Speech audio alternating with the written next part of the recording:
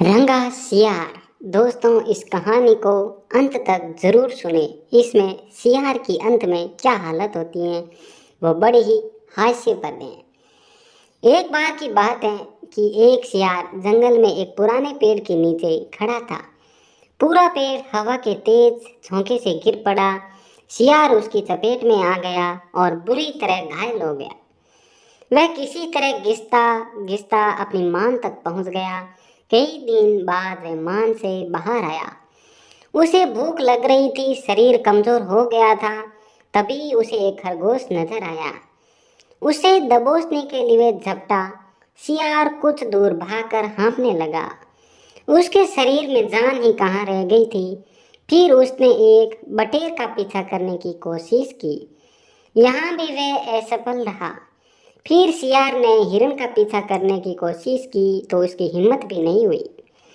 वह खड़ा सोचने लगा, शिकार वह कर नहीं पा रहा था। अब सियार के भूखों मरने की नौबत आ गई थी। अब सियार सोचने लगा कि अब क्या किया जाए। वह इधर उधर घूमने लगा, पर कहीं कोई मरा जानवर नहीं मिला। घूमता घूमता वह एक बस्ती में आ गया। उसने सोचा शायद कोई मुर्गी या उसका बच्चा हाथ लग जाए।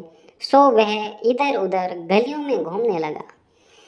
गलियों में घूमा तो क्या, उसके पीछे कुत्ते भौं भौं करते उसके पीछे पड़ गए। सियार को जान बचाने के लिए भागना पड़ा। गलियों में घुसकर उनको छकाने की कोशिश करने लगा, पर कुत्ते तो कस्बे की गली गली से वाकिफ होते थे। सियार के पीछे पड़े कुत्तों की टोली बढ़ती ही जा रही थी और सियार के कमजोर शरीर का बल समाप्त होता जा रहा था। सियार भागता हुआ रंगरेजों की बस्ती में आ पहुंचा। वहां उसे एक घर के सामने एक बड़ा सा ड्रम नजर आया।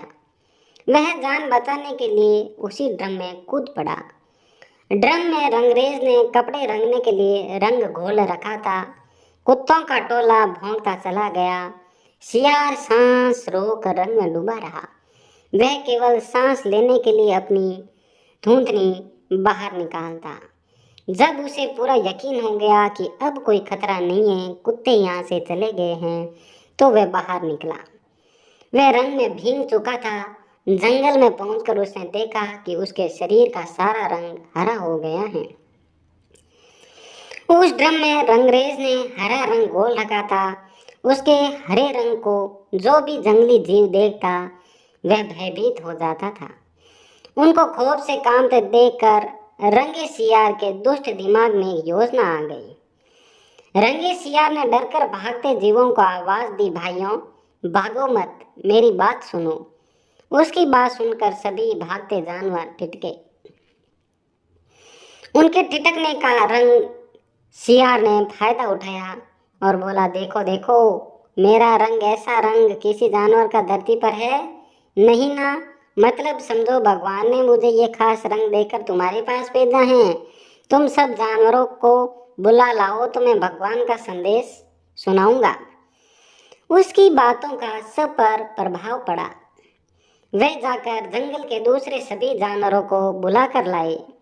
जब सब आ गए तो रंगा सियार एक ऊंचे पत्थर पर चढ़कर बोला, वन्य जीव प्राणियों, प्रजापति ब्रह्मा ने मुझे खुद अपने हाथों से इस अलौकिक रंग का प्राणी बनाकर कहा कि संसार में जानवरों का कोई शासक नहीं है। तुम्हें जाकर जानवरों का राजा बनकर उनका कल्याण करना है। तुम्हारा नाम सम्राट कुकुटदुम होगा। तीनों लोगों के वन्य जीव तुम्हारी प्रजा होंगे। अब तुम लोग अनाथ नहीं रहे, मेरी छत्र छाया में निर्भय होकर रहो। रंगा सियार तेज आवाज में भाषण देने लगा। सभी जानवर वैसे ही सियार के अजीब रंग से चकराए हुए थे। उसकी बातों ने उसे जादू का काम किया। शेर, बाघ व चीते की भी ऊपर की सांस ऊपर, नीचे की सांस नीचे रह गई। उसकी बात काटने की किसी में हिम्मत नहीं हुई। देखते ही देखते सारे जानवर उसके चरणों में लौटने लगे और एक स्वर में बोले, हे ब्रह्मा, हे ब्रह्मा के दूत, प्राणियों में श्रेष्ठ कुकुटदुम, हम आपको अपना सम्राट स्वीकार करते हैं। भगवान की इच्छा का पालन करके हमें बड़ी प्रसन्नता होगी। अब बेचारा एक बूढ़ा हाथी वो बोला, हे सम्राट, अब हमें बताइए कि हमारा क्या कर्तव्य है। रंगा सियार सम्राट की तरह पंजा उठाकर बोला, तुम्हें अपने सम्राट की खूब सेवा और आदर करना चाहिए। उसे कोई तकलीफ नहीं होनी चाहिए। हमारे खाने पीने का सही प्रबंध होना चाहिए।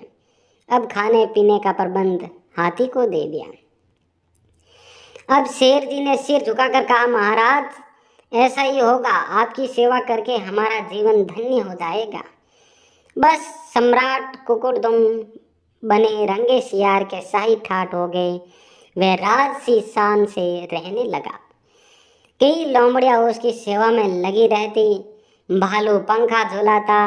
सियार जिस जीव का मांस खाने की इच्छा जाहिर करता उसकी बलि दी जाती। जब सियार घूमने निकलता तो हाथी आगे आगे सूंड उठाकर बिगुल की तरह चिंगाड़ता चलता। दो शेर उसके दोनों ओर कमांडो बॉडीगार्ड की तरह होते थे। रोज कुकुरदुम का दरबार भी लगता।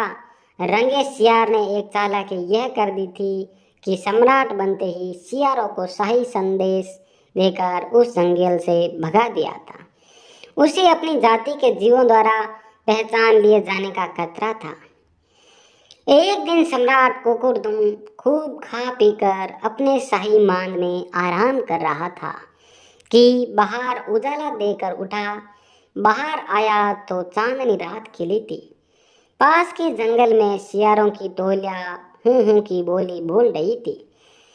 उस आवाज को सुनते ही कुकुरदुम अपना आपा खो बैठा। उसके अंदर के जन्मजात स्वभाव ने जोर मारा और वह भी मुंह चांद की ओर उठाकर और सियारों की स्वर में मिलाकर हूं करने लगा। शेर और बाघ ने उसे हूं करते देख लिया। वह चौंके। बाघ बोला, अरे ये तो सियार है, हमें धोखा देकर सम्राट बना रहा हमें धोखा देकर सम्राट बना रहा। मारो इस नीच को। शेर और बाघ उसकी ओर लपके और देखते ही देखते उस सम्राट सियार का तिया पांचा कर डाला। तो दोस्तों, इस कहानी से हमें यही सीख मिलती है कि नकलीपन की पोल देर या सवेर ज़रूर खुलती है, चाहे खुले कभी। इसलिए नकलीपन ज़्यादा देर तक नहीं टिक सकता। तो दोस्तों, ये कहानी पसंद आई तो इसे लाइक, शेयर एंड सब्सक्राइब ज़रूर करें। धन्यवाद।